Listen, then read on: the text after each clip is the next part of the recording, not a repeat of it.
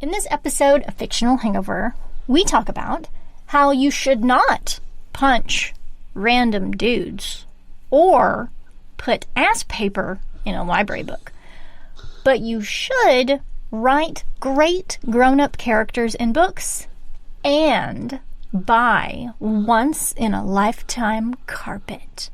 In our discussion of When You Reach Me by Rebecca Stead.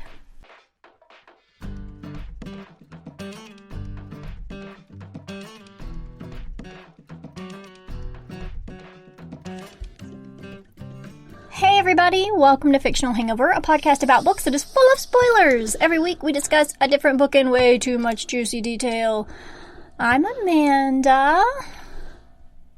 There felt like there was a question mark on that, you sure? I am. I'm Amanda? What? Like what? Hurts. And I am definitely 100% verified Claire. And today we're going to discuss When You Reach Me by Rebecca Stead. Standard disclaimer. If you haven't read this book, please remember that Fictional Hangover is all about spoilers. If you haven't read or listened and don't want to be spoiled, stop listening to us and go read or listen to the book, then come back. If you haven't done this but want to pretend that you have, or if you don't care about spoilers, or if you just like the show so much that you don't care about any of that, then listen up. I feel like this one's been out long enough. It was 2009, I checked. Yeah. So statute of limitations is well past. Yeah, indeed. So but if you like me and you've never heard of this one before, then the spoiler standard disclaimer is applicable. Sure. But it's really, really short. Like, you could go listen to the 4-hour, 15-minute audiobook right now and come back and still just finish off the episode. Yeah, you could. Easy. It's doable. Yeah. Anywho, that's my background information. What's yours? That's great. My background information comes from School Library Journal, an interview in 2009, as we all just turned to dust. And the interviewer says 12-year-old Miranda is receiving mysterious notes, one of which says, "I am coming to save your friend's life and my own." To make matters worse, the sender seems to know exactly what's going to happen before it occurs. How did you come up with the idea for When You Reach Me? And this is a very interesting bit of information that Rebecca Stead provides. She says, "The idea came from an article in the New York Times about a guy who was walking around Denver. He walked up to a policeman and said he couldn't remember who he was or why he was in Denver. He didn't know if he had any connections there. So they tried lots of things to help him remember. Under hypnosis, he said he was married to a woman named Penny, and they had 2 young daughters who were killed in a car accident. Eventually, they circulated photos of him, and he was claimed by someone called Penny, but she wasn't his wife. She was his fiancée, so that's fine. But they didn't have any children. So how weird is that? She goes on to say, maybe because she read a lot of speculative fiction as a kid, she immediately thought, maybe this guy knows something we don't. Or maybe this guy came from some time or place where this had actually come to pass. Maybe that's why he's here. What was the journey, and why did he end up with his brain wiped clean? That's weird. I have so many questions. So many. I need a follow-up. Yeah. If this was 2009, right, when the interview took place, obviously this incident happened beforehand. So has he married Penny? Have they had children? Has there been a car accident? I don't know, but we need to research. There's questions. Yeah. It needs to happen. We need to try to find it. We need to try to find answers here. There is actually a phenomena as well within the paranormal field, mainly the parapsychologists investigate. It's cast as like a supernatural ghost type thing, where there's like bubbles of places, and there's an infamous one in Liverpool where you can just be walking along the street and all of a sudden you're transported back into a different time period. And this person, it was like a few people who reported it. They walked into the shop, and the shop was all the mannequins and the service. Everybody was dressed and talking and acting from the 1920s, 1930s, but it's like this weird phenomena, that time loop or time jump, time spots that happen, and it's been reported all over the world. That's fun. As well. So it's just all weird. Yeah, it is Timey, weird. wibbly wobbly, timey wimey. Yeah. What is time? What is time? That is part of my initial thought. I read this one when it came out for a book award or something, because it's a Newbery winner. This one is an award winner. That's not the award that I was reading it for, but I read it when it came out, and that was in 2009, and what is time? And then I threw up. Yeah, I felt ill earlier this week because Starship Troopers is 30 years old. The movie. Yeah, it's horrible. I don't like it. I don't like it either. I reject it all. Yeah. Also, we selected to read this one for reasons in the text that match up with what we're going through right now, aka what our last episode was about A Wrinkle in Time. So we thought that they wobbly timey-wimey. Indeed, they pair together well. One of them. No ants in this though. No, there's no ants kissing in this one, which is unfortunate. But I like that we paired them together. I liked reading A Wrinkle in Time and then this one. And you know what? I'm just going to go ahead and say it out loud. I like this one more. Oh, same. I hard agree. Less Jesus as well.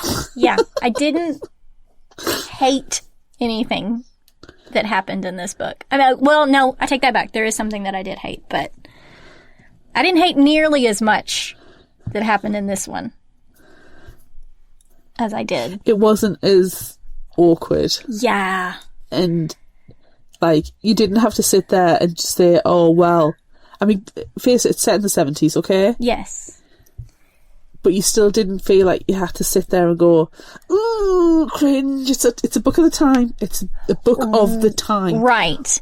And what I found very interesting was that as I was reading through, the only thing that really made it seem not quote-unquote modern, contemporary, is the fact that there's never a mention of cell phones and there's never a mention of computers. Right. And to be fair, though, you can get away with that in books as well, even modern day texts. Yeah. So it didn't feel archaic. Yes. Which I enjoyed. Yeah. And some of the stuff that occurred in A Wrinkle in Time, and we had to cringe and say it's a product of its time, the things that I didn't like about this one are because people are horrible, not because it is a product of its time. Like, it was something that happened in the book that would have realistically happened, and it's okay to hate that. This one, you didn't have to go, oh, stop calling people morons. That's not appropriate. Yeah. Yeah, anyway. Yeah, let's get into it. Anyway. We've started having the discussion before the summary. We have. Well, everything's out of order. Time makes no sense. What is time? Time has no meaning. What is time? Flat circle. A postcard arrives for Miranda's mom confirming receipt of her application to be a contestant on the $20,000 Pyramid, to be filmed on April 27th, 1979. Miranda looks in the box under the bed where she's kept all the notes. It confirms April 27th, Studio TV 15. Miranda found an anonymous, cryptic note which asked her to write in detail about everything that happened this fall and winter. She hasn't written it yet, but she will. Miranda's mom raids the stationery cupboard at work, where she is a paralegal and receptionist, for supplies to practice the $20,000 pyramid. Though it is the birthright of every latchkey kid to be able to watch TV after school, Miranda doesn't. Instead, she makes prompt cards to help her mom practice, while another latchkey birthright, pre-dinner snacks, her mom's, she has those. Her mom's boyfriend, Richard, is also helping her prepare. I feel like we need to say right now that we appreciate Richard and Mom, they are good human beings. They're not terrible parents. Yes. Right? It makes a freaking change. Right? We like them. They're good humans. Yes. Positive YA parents. What? While waiting 2 hours for her mom to finish work, Miranda helps at Belle's market, helping Belle with stock and stuff, and telling her in depth about her favorite book, A Wrinkle in Time. Oh, I thought you were going to say like Lord of the Flies or something. No, but I am going to say, now, if you don't understand A Wrinkle in Time, you have one hit here and one hit. Wait, I already did that. I already gave this explanation.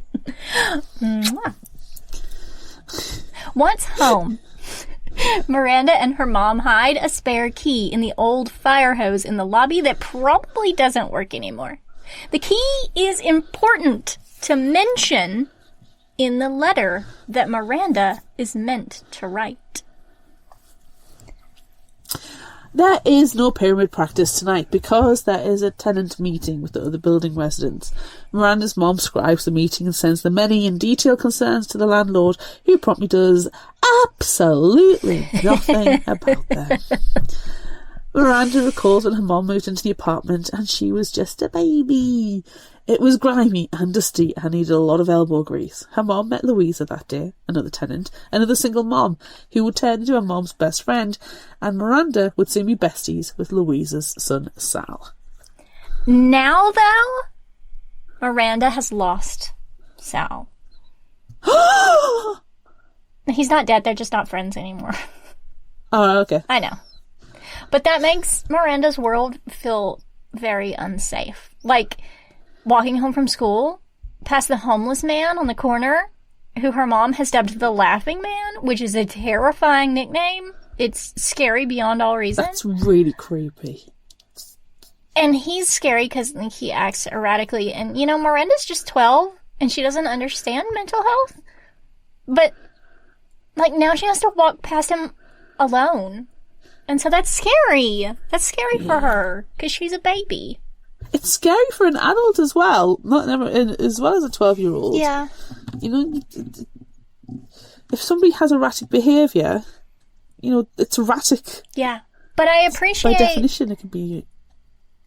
I appreciate that Miranda has a plan, you know? She's like, okay, well, you gotta cross the street before you get there so it doesn't look like you did it on purpose to avoid them.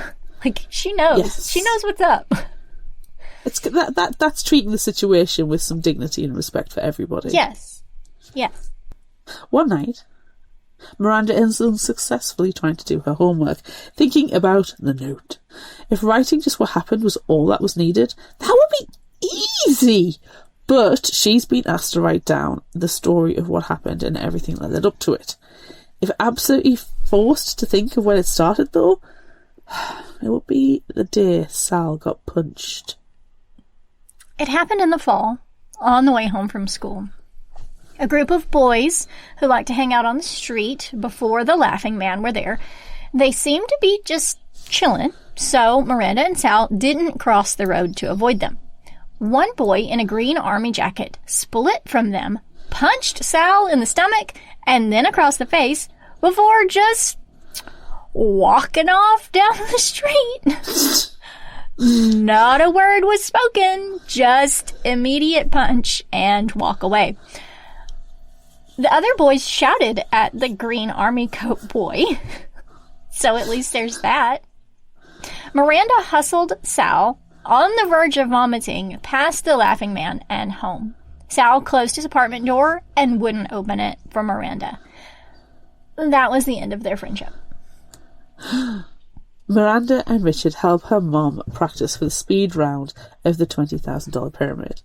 They have an official list of what they'd like to do with the money. Travel to China, get a camera for the trip, get a carpet for Miranda's room, and get a new TV. Though Miranda and Richard have a secret plan for the money if her mom wins. Ooh. Could it be a sailboat? It could be. The following day, after Sal got punched, The green army jacket boy was following Miranda, not 2 feet behind, doing what she always does in these potential confrontations, again, because she's smart. Miranda asks the time. You're not going to punch somebody who turns around and asks you the time. You're not going to do it. It throws him off. It's weird. The boy tells her, judging by the sun, because he doesn't have a watch. And Miranda makes it home safe and sound, careful not to wake the sleeping laughing man as she passes. After Sal got punched, he starts to play basketball more and more and talk to Miranda less and less. Luckily, question mark, this happened the same week. Miranda's classmate Julia and Anne-Marie got into a fight, and so now Miranda and Anne-Marie became friends and started eating lunch together, either at the pizza place or Jimmy's sandwich shop. Miranda has never liked Julia since 2nd grade, when Julia complained about having the wrong coloured paper in art class for a self-portrait. One day, Miranda goes to Anne-Marie's house after school and she notices how nice Anne-Marie's apartment is and how they have a doorman. Ooh, that's fancy. So fancy. During class, Miranda volunteers to be an office monitor, which involves fetching the kids who are due to see the school dentist, which is a thing at this school. Surprising you, me, and her. One of the kids is Marcus Heilbronner, the kid who punched Sal. Miranda notices Marcus has a math book that looks like it's for geniuses. Marcus points to Miranda's book, A Wrinkle in Time, and mentions it's about time travel, but says that the Mrs. W's lied to Meg and didn't drop them off 5 minutes before they left like they said they would, because if they did, then Meg would have seen herself and her dad and Charles Wallace and Calvin in the vegetable patch, and that's not how time travel works. Intense. Wow. They argue about the book, time travel, and relativity until Marcus goes in to see the dentist. Marcus is sure that time travel is possible, and also that the Mrs. W's are big fat liars. I mean, I agree. I agree with them, actually. I mean, we know that it didn't happen the way it was supposed to. No. So yeah, big fat liars all around. Yeah. With glittery eyebrows. Oh, yes. That could be forgiven, though. One day, Colin, another classmate of Miranda's, joins Miranda and Anne-Marie for lunch at Jimmy's. He has an idea to see if they can help out at the shop during their lunch period. They don't get paid money, just cheese and lettuce sandwiches and a soda. They're also instructed do not, never touch Jimmy's Fred Flintstone money bank. In fact, don't even look at it. Yeah. When Miranda comes home from school that day, the front door is unlocked. She goes to Sal and tells him about it, but he doesn't seem to care. Jerk. Miranda's mom notices everything seems okay, except their spare key hidden in the fire hose is gone. Miranda finds the first note Monday morning. Miranda finds the note in her library book, and it is small and feels weirdly crunchy, like it got wet or something. But you know what? In a library book, you don't ever know what you're going to find in a library book. Oh. Speaking from experience, you don't know what you're going to find in a library book. Weird shit. Sometimes literally. Sometimes. Not this time, no. It's just a weird crinkly note. But, that could be for anyone. Exactly. Yeah. Who even knows? Anyway, the note says that the note writer is coming to save her friend's life and their own. But to do so, she must write a letter and include the location of the house key. And Miranda immediately tells her mom because that's creepy. Yeah. They are both immediately freaked out. But also, again, could just be a weird coincidence because it's a note found in a library book. But it is also weirdly specific. It really is. It's creepy. Yeah. It really is. Yeah. Anyways, let's find a creepy and move on, shall we? Sure, yes. After a week at Jimmy's, Anne-Marie and Colin progress to making sandwiches, but Miranda only gets to count the bread delivery because her bread cutting is rubbish. During one shift, as she is counting bread rolls, Miranda finds the second note, and it is again small and crunchy. It instructs her to tell her the truth in as much detail as possible. It also tells her not to share this note or any more of the others. Okay, so super creepy. The notes aren't a coincidence. No. Weird. Colin and Miranda, meanwhile, look in the Fred Flintstone bank and see $2 bills folded into triangles. Man, $2 bills. Oh, tiny, creepy notes and foldings. $2 bills are weird. It's all weird. I've never seen a $2 bill. Never? That can't be legal tender anymore. It is. We have £2 coins. It's still a thing. They're not super popular, though. But really? Yeah. That's interesting. The £2 coin started in my lifetime. Can't tell you when, but no. What is time? I am old. Doesn't matter. Who knows what time is? Doesn't. Flat circle. Yeah. Back at school, after a sandwich shift, Julia seems to be waiting for Anne-Marie and Miranda. Julia doesn't understand why they work at Jimmy's because she thinks it's disgusting, and then she makes a snide comment about money.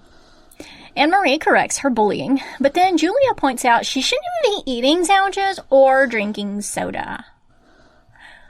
Miranda doesn't fully understand what is being said, only that Julia is rude. 100%. In class, as Miranda is reading A Wrinkle in Time, Julia fires an elastic band at her head? Yeah, definitely rude. Stop it. Dick move. Why would you do that? Ugh. None of this stops her from going to the sandwich shop another day during lunch, but Jimmy throws her out because he is a racist jerk. But Miranda doesn't realize this yet. But we do. And we don't like Jimmy. We do. We don't. Over Thanksgiving break, Miranda looks at the notes, really thinking about each part. After a while, she puts them away and watches TV instead. Good plan. It's around this time that Miranda finds out what was taken the day when the door was unlocked. When they noticed the spare key was gone, one of Richard's spare work shoes. Weird. Why are you just gonna take one shoe? That's weird. It's all weird. It's weird. It's all weird. It's all creepy. It's weird. Back at school after break, Julia tries to reach out to Miranda after Anne-Marie has a funny moment in the cafeteria. A few minutes after Julia leaves them, Anne-Marie is called to the nurse and doesn't come back. Julia confronts Miranda about her not liking her, but really, Miranda just seems to be stunned at Julia's directness. On the way home, Miranda sees Sal ahead of her and Marcus approaching him. Sal pretends to tie his shoelaces and Marcus walks straight past Sal, then straight past Miranda, which is weird because they've had actual conversations before. Why he's pretending not to know her? It's like... It's weird. It's weird. It's all weird. It's all weird. It's all weird. It's weird. Stop being weird. Stop it. Stop being weird. That evening, Miranda calls Anne-Marie to check on her and finds out that someone left a rose for her on the doormat. Aww. Who could it be? Miranda also finds out that Anne-Marie has epilepsy and is supposed to adhere to a special diet, which helps her manage it. And yes, Julia was right. She shouldn't be eating bread and drinking sodas. Yeah. I get it. I get that. As a person who has a disease that makes eating stuff weird, sometimes you just don't want to tell anybody. Sometimes you just want to be normal. Yeah. But, she could die. Yeah. Yeah. There's ways and means, but kids, you know, it's difficult. It's difficult as an adult, it's difficult as a kid. Yeah. Anyways. The next day is the start of December, and it's cold, so Miranda puts on her warm jacket. On her way to school, Miranda finds another crunchy note in her pocket. This one mentions proof, and instructs her to look in Colin's knapsack at 3 p.m. It also says Christmas Day, Tessa Well, and April 27th, Studio TV 15. It also tells her the purpose of a yawn, which was a science project she made a poster about earlier in the school year that she carried home the day Sal got punched. It's weird. Weird. It's weird. So weird. As she's passing Marcus's place on her way to school, after reading the note, he comes out and falls into step with her. They start talking about the nature of time again, and then they run into Julia, who agrees with Marcus. Miranda does not get any of the explanations or analogies about time travel that they both seem to be really excited about. Now, if you're not familiar with time travel, you have one ear, another ear. And that's how time travel works. But that's not how she describes it. She does not describe time travel as ants making out. She uses her beautiful diamond ring to do it. Which, look, I can do it. I can do it. Look, okay. So here we go. Here's our time travel right here. And you're just going to be on this one, and then you're going to be on this one. And that's time travel. Exactly. Uh-huh. I can't better. Makes more sense. When a boy ant and a girl ant love each other very, very much, they can time travel. Yeah, but it doesn't just have to be boy ants and girl ants. Girl ants can like girl ants, and boy ants can like boy ants. When a boy ant and a boy ant love each other very much, they can time travel. Yes. Yeah, it's good. When a girl ant and a girl ant love each other very, very much. But it's actually a friends to lovers story, so it gets a bit weird, and then there's a third act where no. That's a different book, Claire. It's a different book.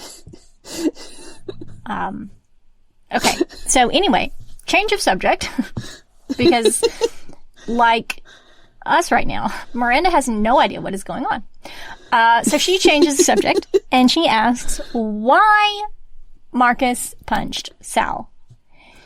He explains that he did it for his own stupid reason. He wanted to see what would happen. End of discussion. Strangely, at this time, the laughing man runs away after he spots Marcus. He probably don't want to get punched. God, you punch a guy once and you've got a reputation. At Jimmy's that day, the bread numbers come up too short, which means Jimmy has something to complain about, something that Colin always thought Jimmy would enjoy. When 3 p.m. rolls round, Miranda looks in Colin's knapsack and finds the 2 missing rolls. It's proof that the note was right. Weird. After school, Miranda visits Anne-Marie, and on her way home, she gives the laughing man her sandwich from Jimmy's that she didn't eat that day. She and Colin went for pizza instead, while Jimmy was complaining about missing rolls. The laughing man calls Miranda smart kid. I would dispute that. Sorry, Miranda. But yeah, I would dispute that. Marcus is a smart kid. Marcus is Julia a smart kid. is a smart kid. Miranda is just a normal kid. She's just a good kid. Yeah, I would have said good kid. That's Yeah. Giving him a sandwich is nice. Yeah. I'd say good kid. Yeah. The following weekend, Anne-Marie sleeps over at Miranda's. After a rocky start where Miranda complains to her mom about her lack of housekeeping and forgets to tell her mom about Anne-Marie's special diet. Seriously? Seizure Town. Thankfully, though, Anne-Marie's dad brought plenty of snacks, so that was really nice. But, mistake. You could have hurt your friend there. Anyway. Yeah. The night ends up going really well. And better than any of the sleepovers that she had with Sal anyway, because Anne-Marie stays the whole night, while Sal always ended up going home early. faking a tummy ache. Faking his tum-tums, because he's... I'm just going to say it out loud right now. Sounds kind of a wiener bag. He does sound like an absolute wiener bag. But, you know, at least if he's going to fake it, it's just going down the hall, downstairs to the next floor, rather than having to trek halfway across the town. Yeah. Just before Christmas break, Jimmy kicks Miranda, Anne-Marie and Colin out of the shop, saying they're lucky he doesn't call the police on them. Somebody stole his Fred Flintstone bank, and he blames them. The fact that they've been at school all friggin' morning. Right. Oh, God, Jimmy is not smart. No, he's not, no. They decide to get Jimmy a card saying they did not take the bank, but they're sorry it happened and asking if they can come back to work. I'll be like, dude, stuff it. Yeah. The next day, Miranda slips the card under Jimmy's door on the way to school, and together they head to Jimmy's at lunchtime. Jimmy agrees they can come back, saying they're good kids, but their other friend can't come back ever again. Jimmy means Julia and uses some derogatory terms, which proves that he is a racist jerk. Maybe this should be the proof that Miranda was looking for in her note. It's not. It was the bread rolls. Anyway, Anne-Marie leaves angry, and even though Miranda and Colin don't fully understand what has gone on, they leave too. Unfortunately, Anne-Marie is so upset, and she takes it out on Miranda. Ooh. Christmas vacation starts, and none of the friends will see each other much until Christmas starts again. Until Christmas starts again. Christmas again. What is time? It's Christmas again. Christmas vacation starts and none of the friends will see each other much until school starts again in the new year. Maybe it's for the best. I know with my own child, I'm like, you're going to have a break from everybody for a couple of weeks. Or a week when, you know, when the school holidays rolled around. Yeah. And that's perfectly fine. Yeah. For Christmas, Miranda gets some cool stuff.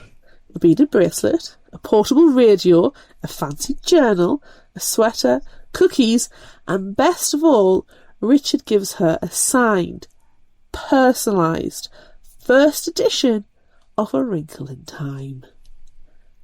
That is a good man. Yes. Yes. Yes. See, this to me is why Richard's good. Yeah. And it's nice to finally have a positive parental figures in kids' books. Yeah. Because he knows that A Wrinkle in Time is her favourite book. He's not trying to force anything else onto her. Mm-mm. And he's gone to the trouble of tracking down a first edition and get the author to sign and personalise it. Super cool. That cannot be cheap either. No. He's taken time, effort, money and love to gift this to Miranda. Yeah. And for somebody who's, you know, he's been in her life for a couple of years, it's lovely to see this positive person in a book. We love a positive male role model. It's great. It's just so nice. Mm-hmm. Mm-hmm. Well, do you know what Madeleine L'Engle wrote in the book in her dedication? She wrote, Tessa, wow. Gasp indeed, Amanda, for it is the second bit of proof we need. Miranda is blown away by both the gift and the implication. On New Year's Day, Miranda's mom is sleeping late, so she writes her a note to let her know she's going out. After a bit of a walk, Miranda uses a payphone. Weird. What is time? Weird. To call Anne-Marie. Her dad picks up and invites Miranda over. Also, you know what? Anne-Marie's dad, very good dad. I don't have an issue with any of the parents. No. They're good. They're good grown-ups. Yeah. He invites Miranda over. There's no lingering anger between the friends, and Miranda spends the day with Anne-Marie, forgetting to tell her mom where she is. Ooh. When it gets to lunchtime, Miranda's mom calls, frantically trying to find her. She comes to pick up her daughter, and more relieved than angry at her, they go to a movie and find Richard waiting for them outside their apartment. because they're all so precious. And then they go to a local diner for dinner. You see, this is what I like as well. Her mum had every right for me to really lay it into Miranda about safety and security and making sure she knows where she is and responsibility. Yes. But instead, she's like, right, I've got your back, that's fine. Let's go for a movie and get some snacks. Yeah. You know, it's like, it's done, it's dusted. We all realise the terrible, like, what was wrong. Yes. And what you should do right. Mm-hmm. Let's move on. Let's go and have a mum-daughter date. Yeah. Love it. Yeah. And then Richard, who still has not been given a key to the apartment. I know. And it's the only thing he wants. He's like just standing there and he's not angry at all that they've gone to see a movie without him. Nope. That they're late to meet up with him. Nope. It's just so, it's lovely to have such positive interaction with the grown-ups. Yes. Okay. The new school semester starts with a boring assembly. During it, Miranda realises that Julia looks at Anne-Marie the same way she looks at Sal, and understands Julia a little bit better. She also slips her a note saying truce and sharing her phone number. After school, Miranda stops by Belle's to tell her about Aunt Beast and to get a bottle of chocolate milk. Belle tells her about the Laughing Man paying for his food with folded up $2 bills. Miranda realises the Laughing Man took Jimmy's Fred Flintstone bank. Oh. That's not good. No. Sal and Colin are hanging out in the apartment building lobby when Miranda gets home. A short time later, Julia calls. Before she realizes it, Miranda has agreed to go to Julia's to make a flourless birthday cake for Anne-Marie. A little later, Colin knocks on Miranda's door, and he kisses her, and she kisses him back. Aww. And super cute, but also, like, kind of random. Well, you know, it's kind of hinted at throughout that Miranda likes Colin. Yeah. But Miranda also thought Colin liked Anne-Marie. Right. But then she realises it's Julia who likes Anne-Marie in a friendly, like, she's the one who left the rose. Yes. She misses her friend. Yes. So it's not, it unweirds itself. It does. But still weird. Julia's mom, always on a new health kick, has a ton of cookbooks, won't let Julia decorate her own room, and is not really present. Okay, here's a bad mom. Here's a not great mom. They can't all be perfect. No. 1 out of, 4, 5 now? Yeah. I'm fine. Several. Yeah. Miranda realises again she and Julia aren't so different and have a few mutual interests like mysteries of science and A Wrinkle in Time. Together, Miranda and Julia attempt to practice the flourless cake, but have to call Miranda's mum at work to ask a few questions. Miranda is walking home from school with Sal a little ways ahead of her when she sees the boys who like to hang out on the street laughing and ridiculing Sal. One pushes him, and Sal shouts back. Sal heads for home, but then Marcus comes out of a door, and Sal breaks into a run. Marcus runs after him, shouting to hold up. The Laughing Man is on the corner, watching, and then Miranda sees something weird flash next to him. Marcus is still chasing Sal and shouting for him to wait as Sal reaches the street corner. Miranda breaks into a run, shouting for Sal to stop too. Marcus stops as he realises Sal is running from him, but now Sal is in the middle of the road. Miranda catches up to Marcus and they both see the oncoming truck at the same time. Sal is going to get hit by the truck. Suddenly, the Laughing Man is in the street and kicks Sal out of the way, the truck hitting the Laughing Man instead. Marcus collapses to the ground sobbing. Miranda runs to Sal. It's devastating, and it's done so well because it's done in bullet points, because it's from Miranda's point of view of wanting to get the correct details and order of events in place. Yeah, and this one's really important for her. She had to write down everything that happened. Yes, it's the most important bit that she needs to include. Oh, I hate it though. It was horrible. Yeah. Belle collects Miranda and tells her not to look at something on the ground.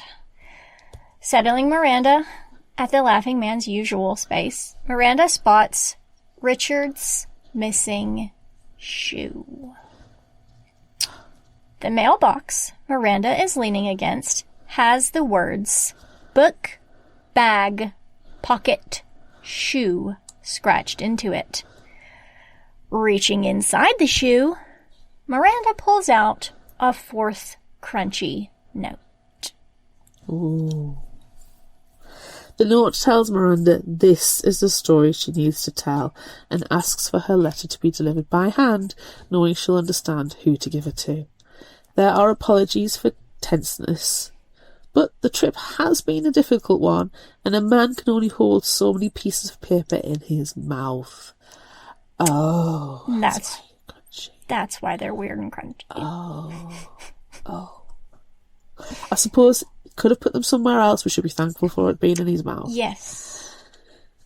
Looking up, Miranda sees Marcus on the ground crying and shaking. The truck driver proclaimed that Sal is still alive, but next to them is a heap of something awful. The laughing man is dead. I hate it. I also hate that I almost ruined the seriousness of this bit of the story by saying that finding ass paper inside of a library book would not be a weird thing. Oh, gross! Oh, that's that right. Somebody's nasty. That is nasty. That is absolutely uncalled for. I'm sorry. Thank you for breaking the tension, but ew! People are gross. There's literally no need. There is the amount of effort to put ass paper in a book and give it back to the library is more than going, you know what, I don't need to do this. Mm-hmm. Do you know what I like, though? Ass paper. I don't even feel like we need to be so prescriptive as saying PSA, don't put ass paper in books. Don't do that, please. Okay. Sorry. That literally hurts my brain. Why would somebody do that? I just don't ask. Back to the story. That night, Miranda thinks hard. The trip is a difficult one. Why? Her mom lets her know that Sal is at the hospital but will be home soon. The next day, Sal is home, and after dinner, Miranda goes to visit. They have a good heart-to-heart. Sal doesn't want to stop being friends with Miranda, but he realized she was his only friend. And, he needed to hang out with, other boys and play basketball and be a boy ant kissing a boy ant and traveling through time. Potentially. Wait. He's only 12. We'll not make them do that, yeah. Yeah, we'll give him time. He also realized that, she needed other friends too. Miranda tells Sal that Marcus was trying to apologize for punching him when he ran away. But Sal is unconvinced. It's difficult to believe when somebody who's bullied you wants to say sorry. Yeah. At school, Miranda is helping in the office when the police come for Marcus. Miranda gets scared and uses the dentist's phone to call her mom to come to help her friend. She then runs to Marcus to see the dentist right now, and the dentist hides them in his office until Miranda's mom, the paralegal, can get there. She'll know what to do. She's a good mom. She's a good mom. She's gonna know what to do. She can fight the good fight. She can. It takes a little while for Miranda's mom to get there, and in that time, the police find Marcus, but the dentist covers for him. Oh, it's anesthesia. Oh, sorry. Can't... Clatter, clatter, clatter, clatter, yeah. clatter. You can just turns on the drill. Woo, woo! Yes, or just shaking the pan of instruments. The chair goes up and down.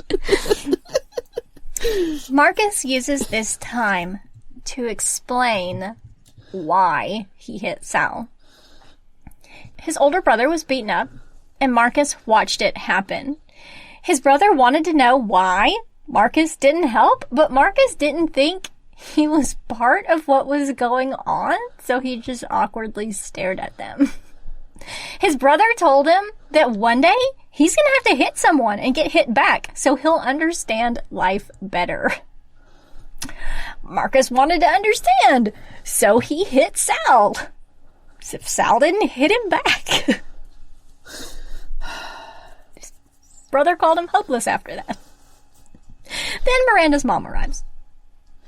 Join a gym to do boxing or something.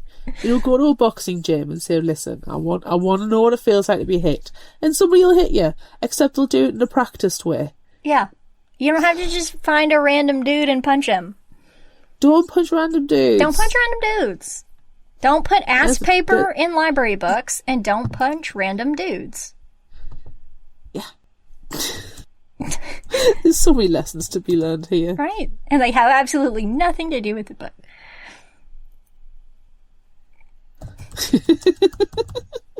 Don't they? It's inspired by You know what? If you know, you know. Exactly.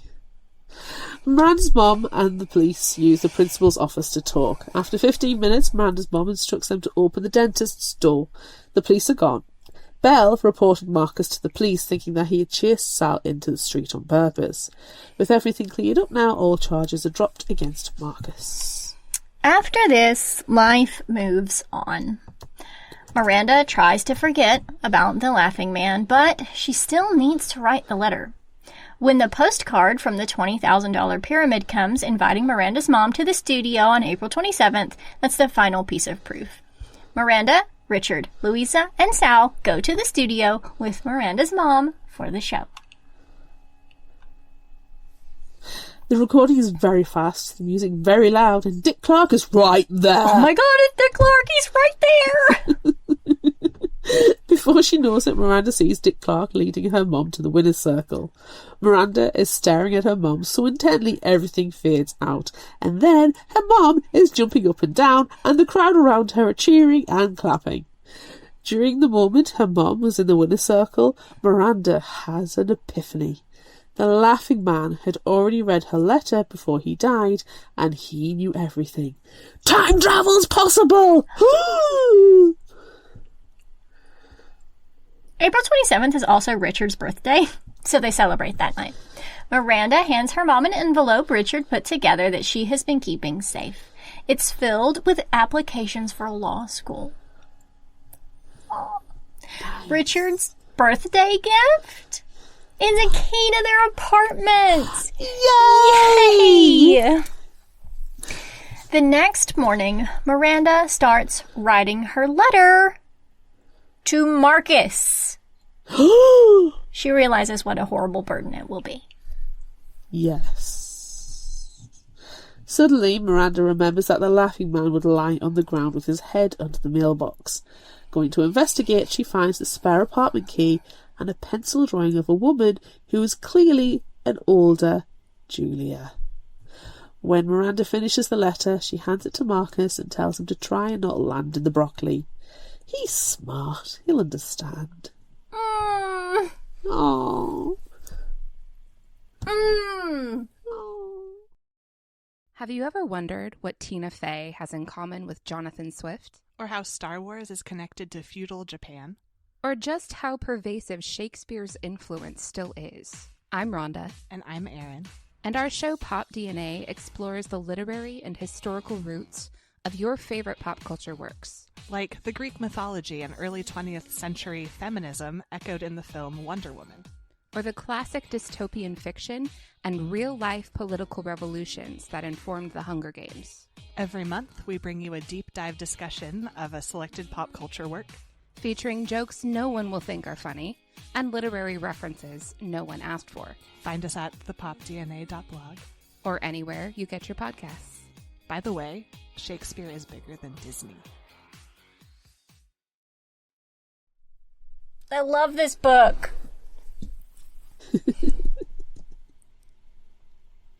I really do. I love it. It is a precious middle grade book. With great grown-up characters. So happy. Yeah. What is this? I want to play $20,000 Pyramid. Cool. I don't want to play that one because I don't like, Miranda's mom was saying in the book, I don't want to be landed with a dumb celebrity. I love that she describes the celebrities. Sometimes they're as dumb as a bag of hair. Like, that's pretty dumb. That's pretty dumb. I always wanted to go on, and this is my question to you, what TV quiz show, if you could go on anyone, past or present, would it be? And I always liked Family Fortunes, or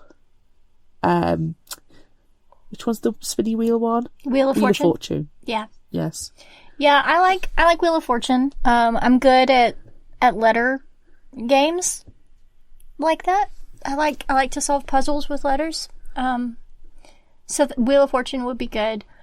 I also like Family Feud. Family Feud seems like a good time. Mm-hmm. Yeah, so it seems like that's a good time. But I mean, I think Pyramid. I think Pyramid would be a good one as well. I think I could do it. Is that an actual real quiz, by the way? Yeah. It's a real game. It's a real game show. It's not one. It's a real game. It's a real game show that was hosted by Dick Clark in the 70s.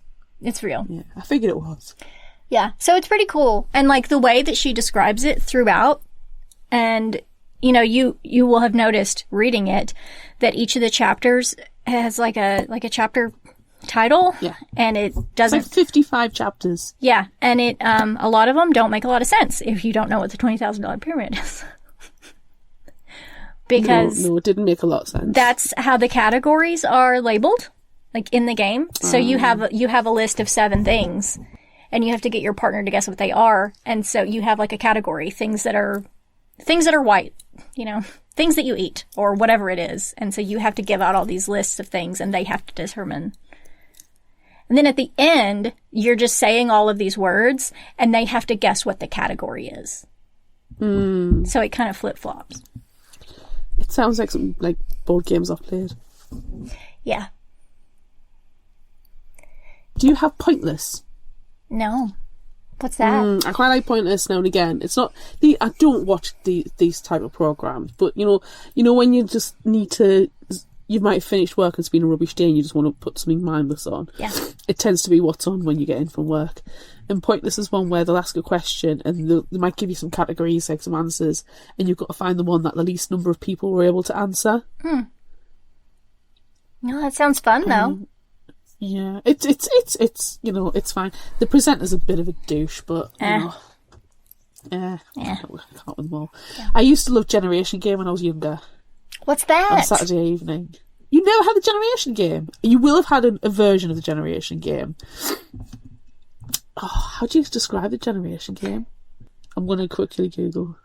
Is it hashtag excessively British? I mean, it was a British game. So basically, there was just contestants and professionals who people have strange jobs, and they used to try and copy things. But it wasn't the main. That wasn't the main thing I liked about it. It was the end one. There was this sliding. Was it the Generation Game or another one I'm thinking of now? Oh no, it must be. There was a one where at the end they had a conveyor belt of prizes, and you had to remember all of the prizes. And there was always a stuffed toy, and there'd be like a toaster. And just all the random, and then if you remembered all those random stuff, you would win the stuff. What's a Generation Game? Oh, do you know what? My mum's going to text us now when she listens to this episode. Good. She's going to text us. Okay, and then you have to tell me. So, in advance, thanks, Mum. Time. Yeah. What is time? She already knows. What is time? What is time? I do know somebody who was on Family Fortunes or Family Feud. That's cool. Did they win? I don't know. I can't remember. What is time, Amanda? What is I time? don't remember these things. I don't know either. My mum will be able to clarify that one as well. Good. Thanks, Mum. Thank you in the future, but that's also the past. Yes. Okay, back to this book. I love the way they experience the time travel. You can they see these things happening, like they can't leave the school one day at lunchtime to go and eat wherever they want to, like they normally can, because there's a naked man running across the street, and it's Marcus. It's the laughing man, and he's just running around naked because he can't take clothes with him when he travels. He can't carry anything. And so he's just randomly naked, really running through town, and they see it. They see it happening. And it happens multiple times. I mean, we don't really cover it in the summary because they're like, oh, there's a naked man running down Broadway, so you're not allowed to leave the school for lunch today. Can't go outside today, children. The naked man is back. And it turns out that it's a laughing man who is Marcus. Yes. Now, I know it's technically a felony to steal the Fred Flintstone bank, money bank. Yeah. But Jimmy is an awful human being and a racist. Jimmy deserved so I don't feel bad for him. To have his $2 bills stolen. Yeah. I'm just going to go into them. He even explains in the book that people hoard these $2 bills. Yeah, and that's all he's doing is hoarding them. Yeah. So, screw you, my dude. Screw you. Yeah. We don't like Jimmy. He's the one grown up in the story that we don't like. Oh, he's awful. Yeah. Like, even though Belle tells the police about Marcus, she's not doing it to be vicious or horrible. Yeah, she's not like calling out Marcus specifically. But she does say, "Hey, I saw this kid," and he chases other kid into the middle of the street. He was not naked at this time. No, but he has been nakedly running in the street in the future past. But that's time travel. It messes with your brain. Yeah. So I do also hate that. I hate that they're like, time travel's it's not safe. It screws up your head. And that's harsh. Yeah. Yeah. Yeah. It's not good. But at the same time, I get the impression it's like the early days of time travel.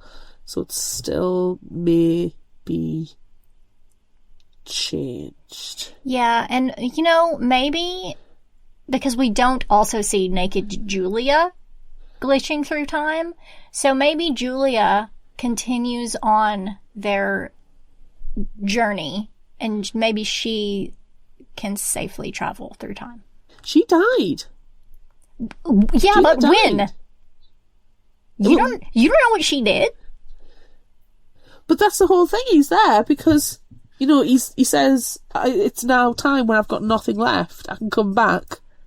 I can save Sal, and it doesn't matter that he dies in the process. But you don't know what they did in between then. Maybe Julia is a successful time traveler. And then she died. She's done it in sensible places. Places where it's okay to show up naked? Yeah, a nice beach that also have cocktails in coconut shells and multiple umbrellas. Yes, she has time traveled purposefully to the nude beach. Yes, because she's like, or need me a mojito.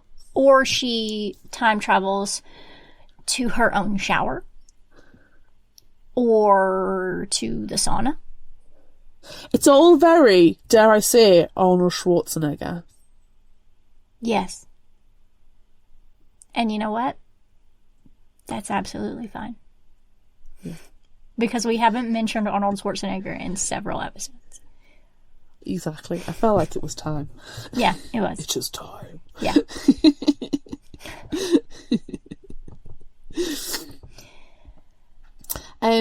We already said how this book, I struggled to get my head around it at first.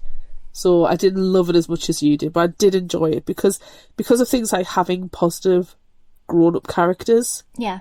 Oh, not everyone was a douche. I'm so glad that Richard turns out he's a nice guy. Yeah. That, Miranda's mom, who remains the entire book nameless,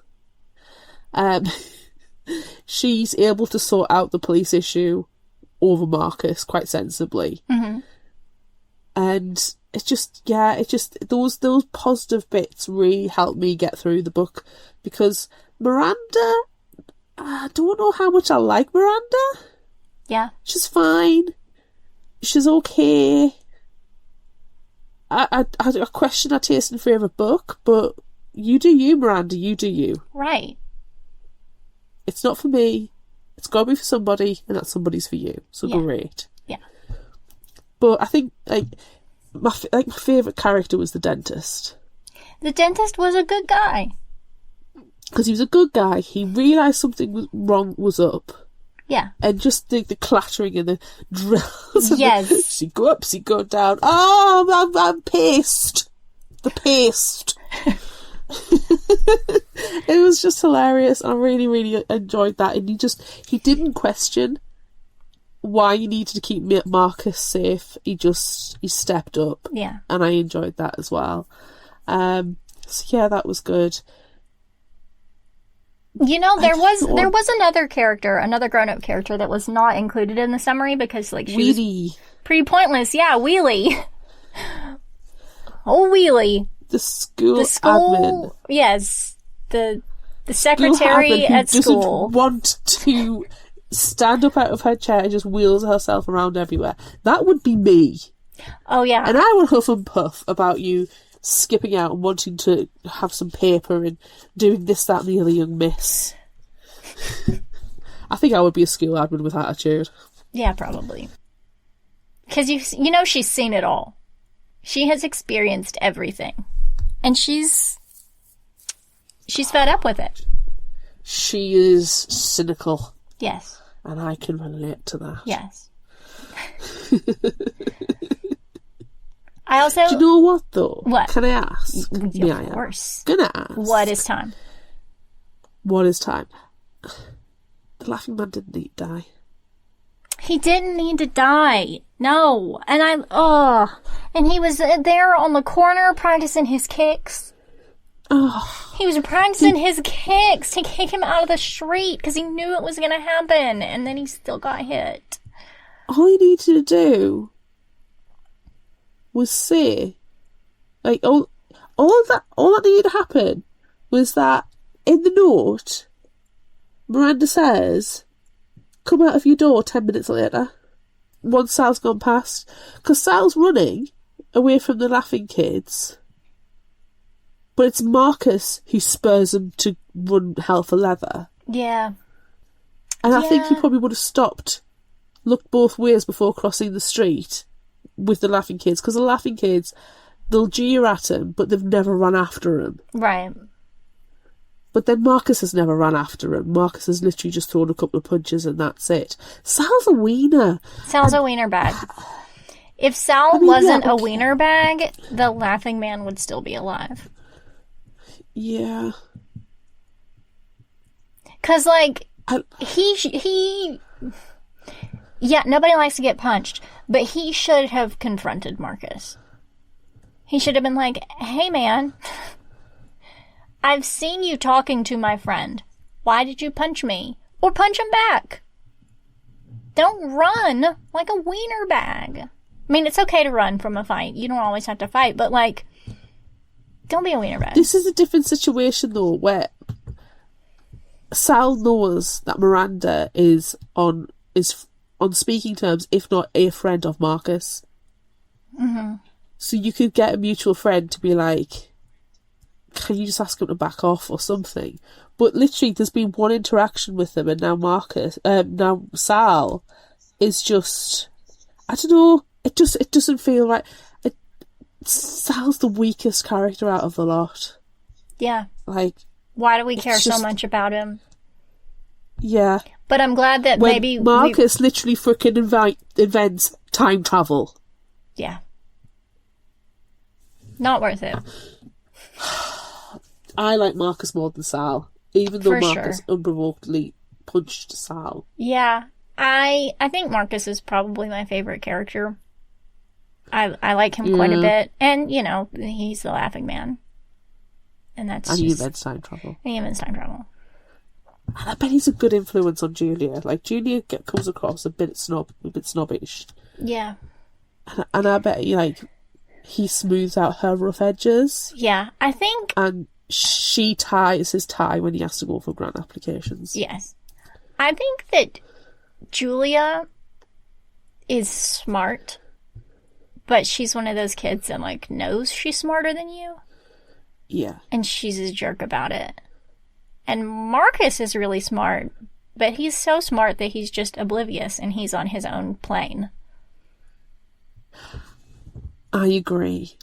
I think I see Marcus and Julia are young versions of Mr. and Mrs. Murray. That's really cute. I like that a lot. That was really cute.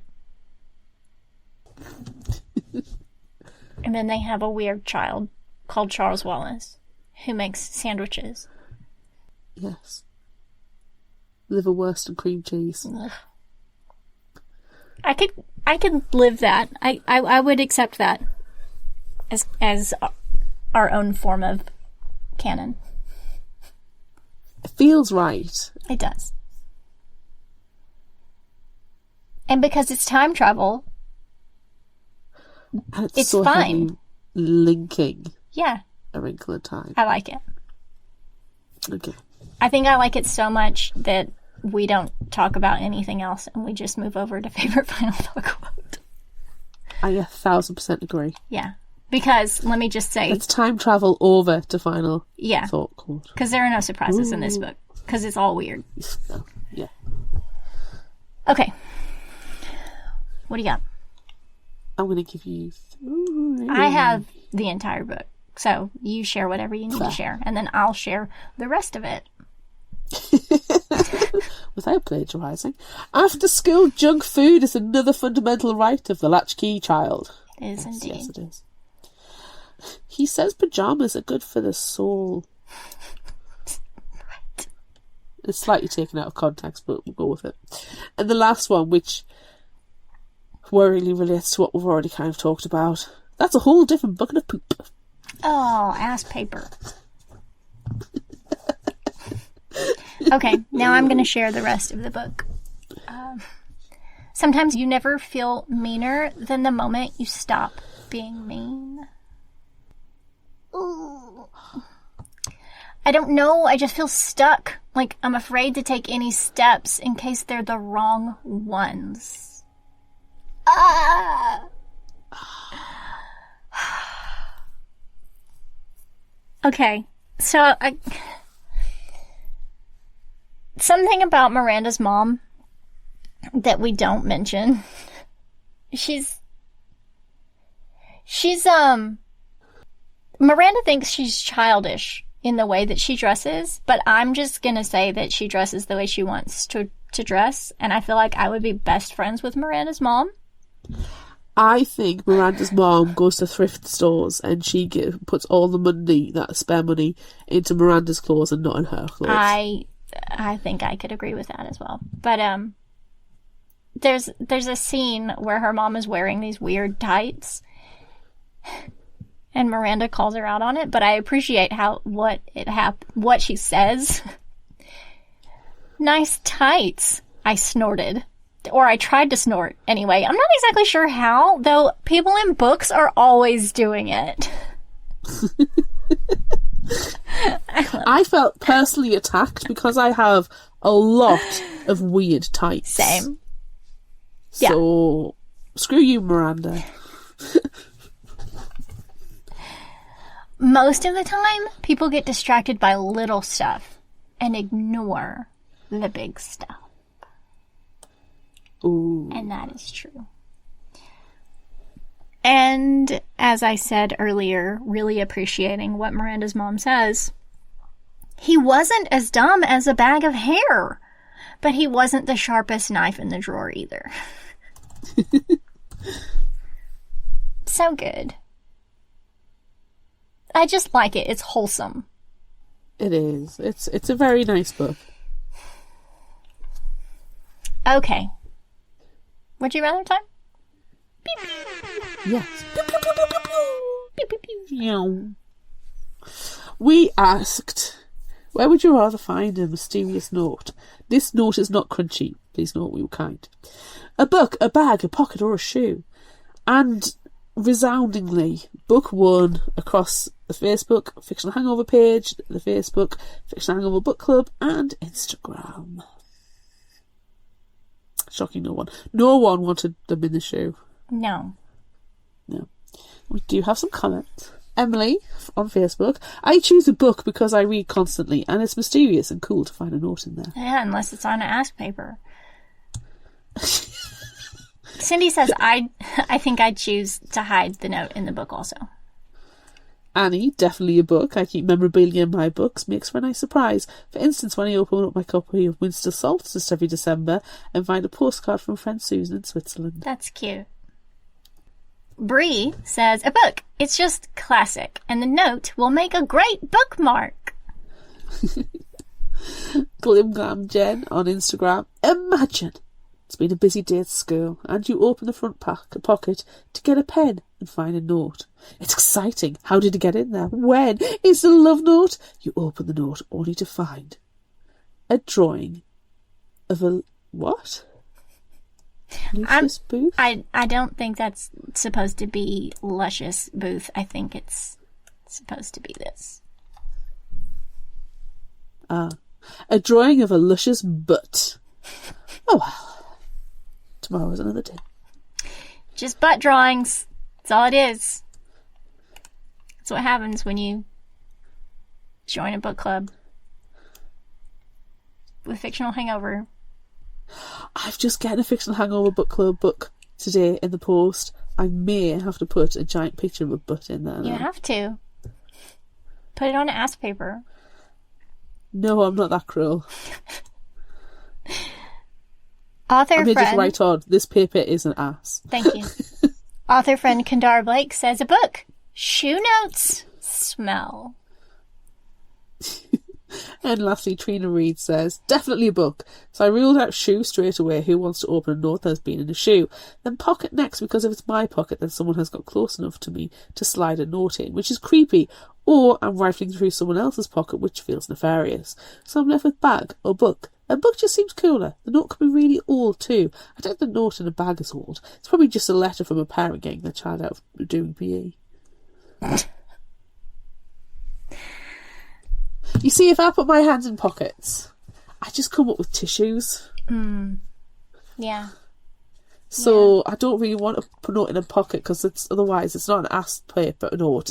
It's a crunchy snot note, and nobody wants that. No. I don't really want to find a note in a shoe. No. Because that means someone's been in my house. Yes. The bag is possible because it could be my work bag because that just gets put on my desk and then I go about my business. Yeah. But because it's in a locked office where you need a security key to get in, it does narrow down the pool of suspects. Yeah. So it's less mysterious and more creepy. Yeah. So I suppose book, but not ass paper. It's ass paper inside of a book. No, it's not ass paper. Yeah, my that's what book. it is. It's not. It's not. Lord and Master. Alright. That's fine. I'm gonna choose the book as well. Because I have found weird stuff in books. Because I am a librarian in a public library. And my library is not big enough yet, and it's still new. So I don't have a lot of this. But I've worked in other libraries where there's just an entire collection of things that people have taken out of, like, when we check books in and people have left their bookmarks in, you know? There's a whole collection of weird bookmarks. One time we found money, but we contacted that patron. It was a $100 bill. Wow. Yeah. So we contacted the patron. They were like, oh, crap. Thanks. Thanks for that. I would make art out of the bookmarks. Yeah. Frame them and put them on the wall. Yeah. I like the Strand Bookshop in New York. They get notes left in, because they deal with second-hand books as well as new, and they leave the notes and postcards that they find in for the next person to that's get. fun. That's cool. Yeah. All right. I feel like we would be remiss if we did not ask this question, because we always ask food-related questions when they exist in books. Would you rather have a sandwich or pizza? Pizza. I think I'd rather have a I get very sandwich. bored of sandwiches very quickly. I get very bored of sandwiches very quickly. But a sandwich, like, can be so much more. No, Please pizza see can be so much last week's episode. There were 4 different kinds of sandwiches that How a many types of 5-year-old pizza can you make. get? I had... We had family date night tonight, and we went to a pizza place. And it was phenomenal. And we all had different pizzas. And I ate 4 slices of pizza. I had 2 of Colin's, 1 of Matthew's, and 1 of my own. The rest of my own I have brought back in a box in the kitchen. That is my breakfast. Pizza And breakfast. each one of them was different. Matthew had an anchovy. I had like a sausage. And Colin had a white base. So it was like a cheese sauce bolognese. And even the burnt bits on the base were phenomenal. That's nice. Jacob and I went out to a pizza place this week, and we both got sandwiches at the pizza place. Do you know what? I can't even complain, because we got some starters. And we got a 4 cheese and artichoke dip. And we got some Parmesan crispy potatoes with a garlic mayo. And if I just had those, I would be more than happy. I was sitting smug eating those. It was absolutely freaking phenomenal. So I said, I'm happy to come back and I'll just have that. I don't need a pizza. I'll have that. That But, sounds good. you know, I think pizza you can have for lunch and dinner. Sandwich is more of just like a lighter meal thing. And I get bored with sandwiches so quickly. Yeah. And if the bread's not nice, killer. Yeah. I'm going to choose a sandwich. Okay. You're playing the $20,000 pyramid. Would you rather give clues to a celebrity to solve the puzzle, or receive clues and you have to figure it out? I think I'd rather give the clues. Yeah. That would You make... can trust yourself. Yes, it would make me feel smarter. And then Yes. when my celebrity, who is inevitably as dumb as a bag of hair, doesn't understand, I can be like, why didn't you understand? You're so stupid. You're as stupid as a bag of hair. And then I can just keep calling them a bag of hair. Yes. Especially when everybody else is like, you are as dumb as a bag of hair. Yeah. Because we got it the first guess. Yeah, duh. You go simple. You go, because you've got to be worried that they're going to go complicated, and you're like, or niche. It's like, no, you're not. You don't sound smart. You sound like a jerk face, you jerk bag of hair. Yeah, stop it. Ugh. Just stop it. Ugh. You doing the same thing? Yes. Okay. Would you rather travel back in time and save someone from being squished at the cost of your own life? Or, like, just not go? because you're randomly naked and homeless and it scrambles your brain. In this, I'm sorry. If Sal is our victim, if we're going to use the circumstances of this book and Sal is our victim, I'm just not going to bother. You know, I agree with you. Sal, I don't think he deserves it. He's a wiener. He's a wiener bag. I'm not gonna scramble my brain trying to save a bag of wieners. No, I'm not saving a bag of wieners. Do you know what? Like, the idea of, like, dementia or something is terrifying to me. And that's essentially what happens with the Laughing Man. You know, he has those moments. It's like early onset dementia. And that's terrifying. And I'm sorry, but you shouldn't... This is going to sound so cruel, but the actions to Sal's consequences were deeply unfortunate. But if you go around using time travel to save all these random kids, as awful as that is, you're messing with things. Yeah. You're messing with it. It's just like, no. And Sal's a wiener. He's a wiener.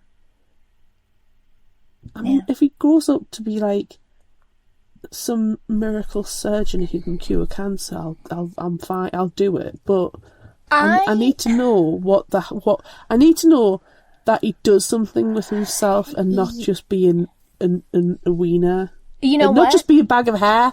Don't be a bag of hair. Don't be a wiener bag. Don't be a bag of hair. Mm-hmm. I think this story would have been really interesting if it had been Julia's life that we had to save.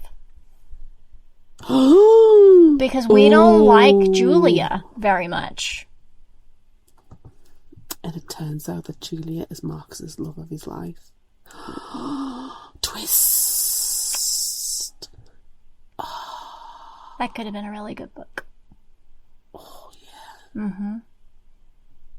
I would even accept Anne-Marie because Julia and Anne-Marie are besties. Yeah. Just like, why Sal? I don't care about Sal. It's a wet blanket. It's a wet blanket wrapped with a hair in a bag. Yeah. Yeah, no. So, we're not going to bother. No, we're going to travel through time for other reasons. Yes. Okay. We are no longer travelling in time. Instead, you've just won a load of money! Oh, yay! Congratulations! Yay. Would you rather go back to school to get your dream job or use it to get carpets, a TV, a trip to China and a sailboat? Obviously I'm getting all of the treasures. I can go back to school anytime. But you can only buy carpet once? What the hell was that sentence? I mean, I'd rather buy stuff. Like, I just won money. It's not like I've worked hard to earn the money. It's a special thing. So, do something fun with it. If I worked really hard to earn this money, then I'm gonna go to school and get my dream job because I worked hard for it. But if I won it frivolously, then I'm going to be frivolous with it. And you can only buy carpet once, apparently. No more carpet for you. I am going to join you in some frivolous purchases, but I might not, go full carpet TV, trip to China in a sailboat. Especially the sailboat. Yeah, I don't need a sailboat. And I might pick somewhere else other than China, though I would love to do China, but there's other places that are higher on my bucket list. Yeah, I mean, I would rather travel to other places. And I don't want to get a sailboat because sailboats are expensive and there's a lot of upkeep. But you know what? I don't need a new TV. Once in a lifetime carpet. Doing it. Doing it. For once in a lifetime, I need some once in a lifetime carpet. But you know what? I'll buy something for. This is what I did with when I had the redundancy payout. So I did both. I went back to school. I got a job that I love, and then once I had the security of being employed, I made the frivolous purchase of buying a KitchenAid. Frivolously bought once in a lifetime carpet. Yeah, I bought carpet once. I'm done. So now I can't buy any more carpet. So right, because you only need to do it once. But yeah. Frivolous purchase, and then see what's left. Yeah, okay. But she does hit a job. I mean, I understand Miranda's mom using it to get the dream job because, God, she hates her job. She does hate her job, and she's constantly stealing supplies, which I think is hilarious. I think I fully support her in her stationery kidnappings. Yeah, it's amazing. Is that not what a stationery cupboard at work is for? So it's exactly what it's for. And I really, really love it. And I love that it's a thing that they talk about throughout the book. Yes. It's really cute. It's a small detail that has no outcome on the time travel aspect. But it's hilarious, and it's cute, and it's a cute detail. Even if she had all the money in the world, I would still want to be stealing the stationery. Yeah. Yeah. Okay. If you liked this, try this. What are you going to suggest? The book that I couldn't remember the title of last week, that is downstairs, and I forgot to bring it upstairs. The Book That Wouldn't Burn. The Library Trilogy, Book 1 by Mark Lawrence. It's a very pretty version that we've got as well. Anywho, the summary from Goodreads. All books, no matter their binding, will fall to dust. The stories they carry may last longer. They might outlive the paper. Ass paper. Ass the paper! Even the language in which they are first written. The greatest story can reach the stars. This is the start of an incredible new journey from internationally best-selling author of Prince of Thorns, in which, through the pen, maybe mightier than the sword, blood will be spilled and cities burned. Evar has lived his whole life trapped within a vast library older than empires and larger than cities. Liveria has spent hers in a tiny settlement out on the dust, where nightmares stalk and no one goes. The world has never noticed them. That's about to change. As their stories spiral around each other across the worlds and time, each will unlock vast secrets about the world and themselves. This is a tale of truth and lies and hearts and the blurring of one into another. I felt it very appropriate for a lot of the themes within the book. Yeah. With Marcus and the Laughing Man and the intertwining, but also time. What have you got for me? I am going to suggest another middle grade book. I haven't read this one, but I have read a book by this author, and it was fun and cute, so this one's time travel. It's called The Shape of Thunder by Jasmine Warga. Cora hasn't spoken to her best friend, Quinn, in a year. Despite living next door to each other, they exist in separate worlds of grief. Cora is still grappling with the death of her beloved sister in a school shooting, and Quinn is carrying the guilt of what her brother did. On the day of Cora's 12th birthday, Quinn leaves a box on her doorstep with a note. She has decided that the only way to fix things is to go back in time to the moment before her brother changed all their lives forever and stop him. In spite of herself, Cora wants to believe, and so the two former friends begin working together to open a wormhole in the fabric of the universe. But as they attempt to unravel the mysteries of time travel to save their siblings, they learn that the magic of their friendship may actually be the key to saving themselves. Ooh. That sounds good. It's just... It sounds, much heavier than this one, yes. But also it's middle grade, so... Well, middle grade can cover a whole... Middle grade can, for sure. Okay, what new and indie spotlight have we got this week? Alright, so this one, we just got this one recently, which I thought it was perfect. It's called Desolate by Kelly Storm. When a young witch with ADHD loses focus during a spell, she's whisked back in time and is forced to navigate a new reality and an unexpected romance. Can Mia find her way back home, all while stopping a killer? Present-day Mia feels utterly alone. Abandoned by her mother after her father's death, she struggles to find her way. Amidst witching lessons and pining for her spoken-for best friend, she learns that her childhood friend and fellow supernatural being is missing. Her attempt to rescue him leads to a time-bending mishap. Waking up in 1992, Mia crosses paths with a young woman in danger and taps into strange, unknown powers to save her. But as she falls for the enchanting near victim, the accidental time traveler discovers this intriguing girl is destined to die. Can Mia prevent this dark destiny from coming to pass, all while trying to get home in time to save her friend? How perfect is this, though, that we got this book? That is amazing. Yeah. I've already put it on our 2027 with our time as a flat circle. Yes. Yeah. That sounds So it's super amazing. Yeah. So perfect. And it was just perfect. It was perfect timing, which is weird, because what is time? We've manifested. We've manifested. Oh my goodness. Oh my god, that's enough. Amazing.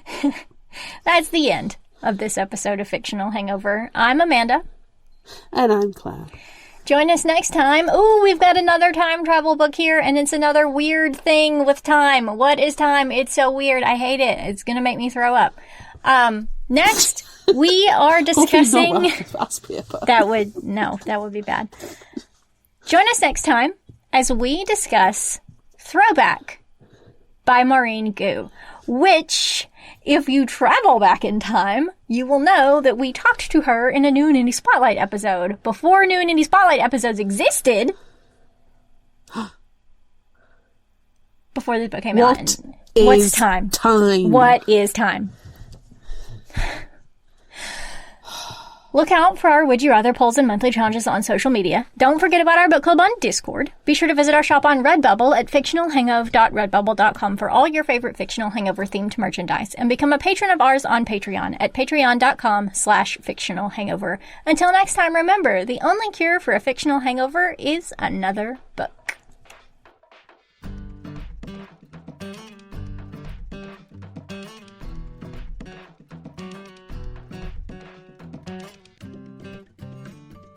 You can find us at fictionalhangover.com and follow us on all social media at Fictional Hangover. If you like this episode, check out our others and be sure to rate, review and subscribe so you don't miss out. Thanks for listening.